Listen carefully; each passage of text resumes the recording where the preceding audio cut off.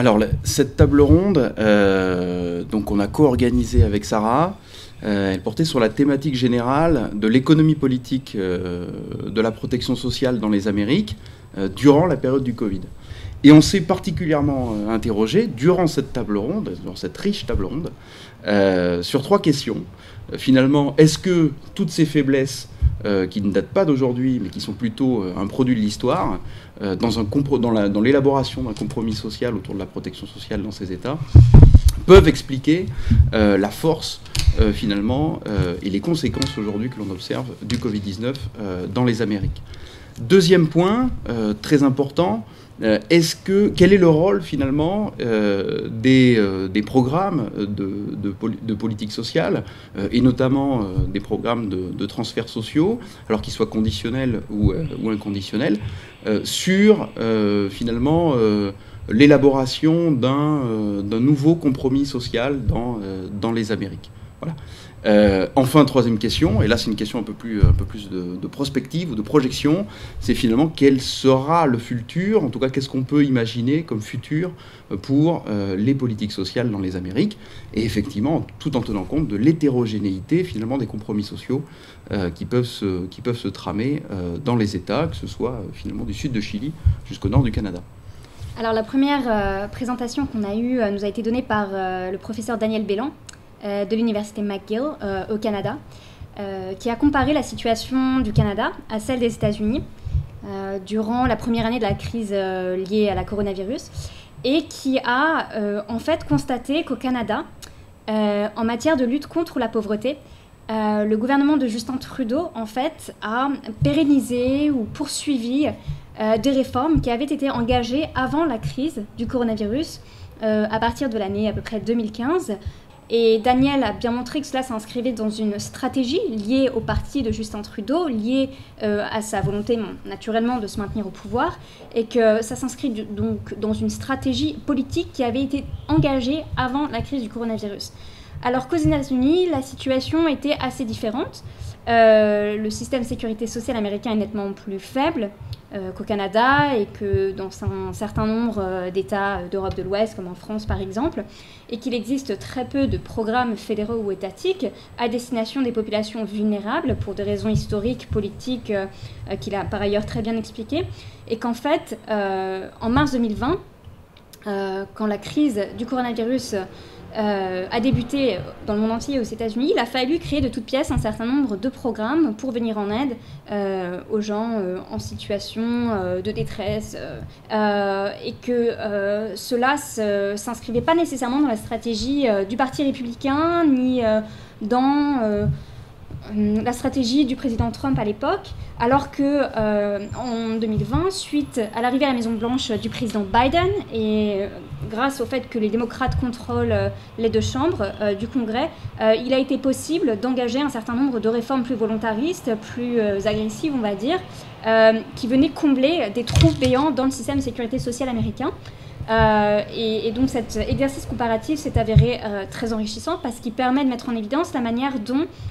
les mesures de lutte contre la pauvreté liées à la crise du coronavirus, en fait, s'inscrivent dans des processus temporels très spécifiques qui varient d'un pays à l'autre et qui vraiment répondent à des incitations électorales, des stratégies politiques bien particulières au Canada et aux États-Unis. La deuxième nous a été donnée par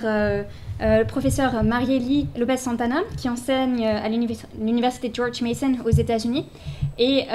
qui s'est plutôt concentré sur les États-Unis et les programmes qui ont été créés de toutes pièces par le gouvernement américain pour venir en aide aux Américains et aux personnes résidant sur le territoire, et également aux programmes qui existaient avant la crise et qui ont été mobilisés tant bien que mal ou bien étendus pendant la crise. Et son constat, c'est effectivement on assiste à une expansion inédite du welfare state aux États-Unis, du système de sécurité sociale, qui effectivement est assez nouveau. C'est vrai que pour elle, le moment que nous avons vécu, que nous continuons à vivre aux États-Unis et partout dans le monde, constitue ce qu'on appelle une critical juncture, c'est-à-dire une phase charnière, une phase dans laquelle le statu quo institutionnel est fortement remis en question, dans laquelle de nouveaux programmes sociaux peuvent voir le jour, de nouvelles politiques en matière de lutte contre la pauvreté peuvent aboutir, sous l'impulsion notamment des démocrates qui contrôlent actuellement non seulement la Maison-Blanche, mais également les 2 chambres au Congrès. Pour la 3e contribution, nous avons reçu le professeur donc Ricardo Velázquez-Leyer de l'Université ibéro-américaine de Mexico, qui lui s'est intéressé à la situation latino-américaine et à travers une analyse comparative tout aussi riche, sur finalement à la fois le bilan, c'est-à-dire finalement ces 20 dernières années d'expansion des politiques sociales en Amérique latine, et finalement quels étaient les mécanismes de cette expansion qui ont principalement reposé sur finalement les transferts monétaires, qu'ils soient conditionnés ou non conditionnels, à destination finalement des populations les plus pauvres. Pour cela, finalement, il y a trois raisons principales. Premièrement, finalement, c'est les faiblesses des ressources publiques au départ, qui expliquent finalement pourquoi on s'est plutôt orienté vers du targeting, c'est-à-dire vers du ciblage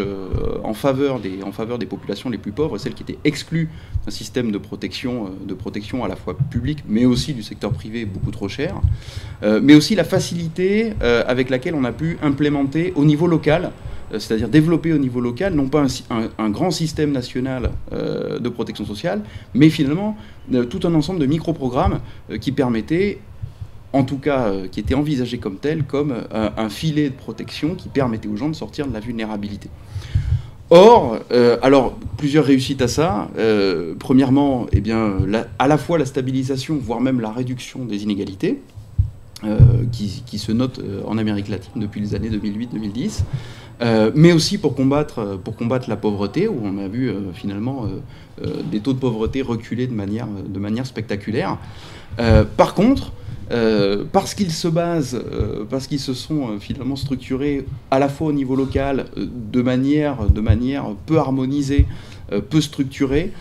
finalement, ils n'ont pas produit de changement structurel au niveau du système de protection sociale, de la réflexion autour d'un nouveau système de protection sociale.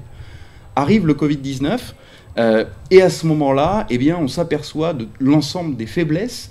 finalement de ce package de micro-programmes, en tout cas de cash transfert, pour pouvoir protéger les gens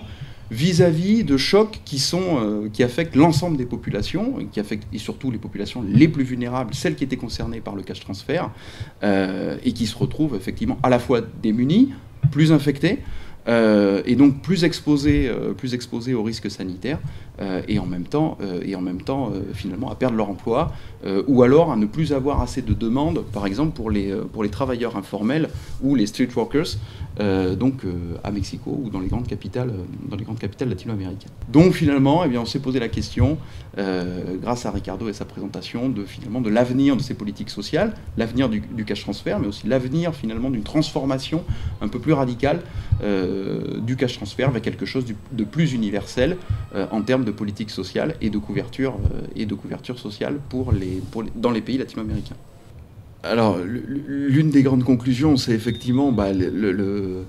ouvrir une porte à une nouvelle réflexion sur ces politiques sociales qui sont aujourd'hui finalement au cœur. Enfin, c'est la question que pose la pandémie, c'est-à-dire finalement de repenser les politiques sociales, de repenser un État social